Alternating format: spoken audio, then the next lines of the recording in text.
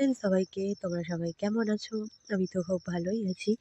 তো তোমরা সবাই জানো আমি বিয়েবাড়িতে খুব খাচ্ছি। তো মামার বাড়িতে দাদার বিয়েতে আর এসেছি মামাদের ছাদে একটু। বেশ ছাদটা ভাল লাগছে। আর মামাদের ওপরে কত ঘর বানিয়েছে। নতুন ঘর হচ্ছে ওপরে ৩ তলাতে। বেশ ভালো লাগছে। অনেকদিন পর মামাবাড়িতে এসে যে এরকম থাকবো ভাবিনি সত্যি। আর মামারা কেউ থাকে না, মেজো মামারা। মেজো মামা চাকরি করে তোমরা সবাই জানো। তো আমি বিশ্বাসই করতে পারছি না যে এতদিন পর তাও দাদার বিয়েতে মামার বাড়িতে এতদিন থাকবো। নিজের তো খুব আনন্দ হচ্ছে। আর আনন্দের শেষ নেই সত্যি বলতে। সবার সাথে দেখা হচ্ছে আর মন ভালো হয়ে যাচ্ছে।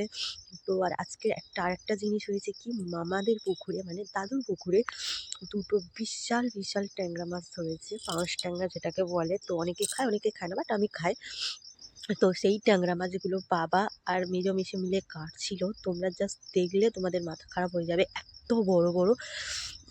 আর ওখান থেকে কাটতে কাটতে দেখতে এসে আমি ওপরে এসেছি, কারণ ওপরে এসে একটা দাদা ডাকছিল, কারণ কিসের জন্য ডাকছিল জানি না। তো বাবাকে ডাকছিল। তো আমি ওপরে চলে এসেছি। তো এসে কিছু একটা বললো, সেটা অবশ্যই সেই কথাটা বাবাদেরকে বলতে বললো। তো বলতে যাচ্ছি ফের নিচে। আর মামাদের মানে ওপরে এতগুলো ঘর ঘুরে ঘুরে যে যেতে হয় কি বলবো তোমাদের।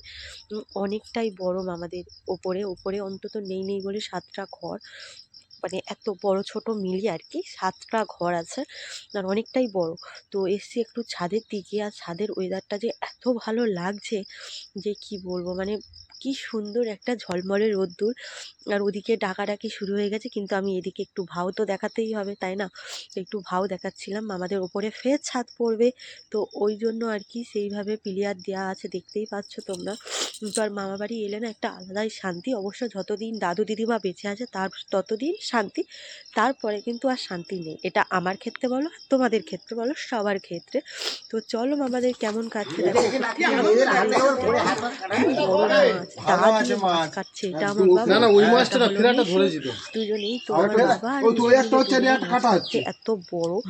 তো মাছটা দা দিয়ে কাটছে আর আমার বাবা আরামসে কাটছে।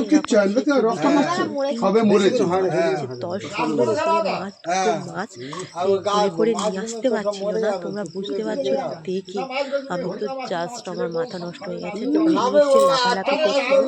তো বাবা বললো ঠিক আছে চলো আজকে ফ্রাই হবে, খাওয়া হবে। তো কোনো ব্যাপার না, আমার অবশ্য নিরামিষ ছিল।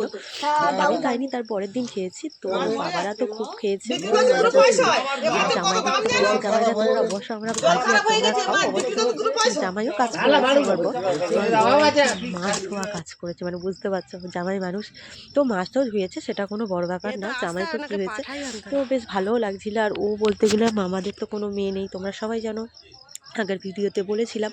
তো এরাই ধত্তাকর্তা হয়েছে এখন। 3টে জামাই, 2টো মাসির মেয়ে, আর ওই আমার বর। আর আর মেশো দুটো, মানে মেজো বড় মাসির 2টো জামাই এসছে আর আমার বর।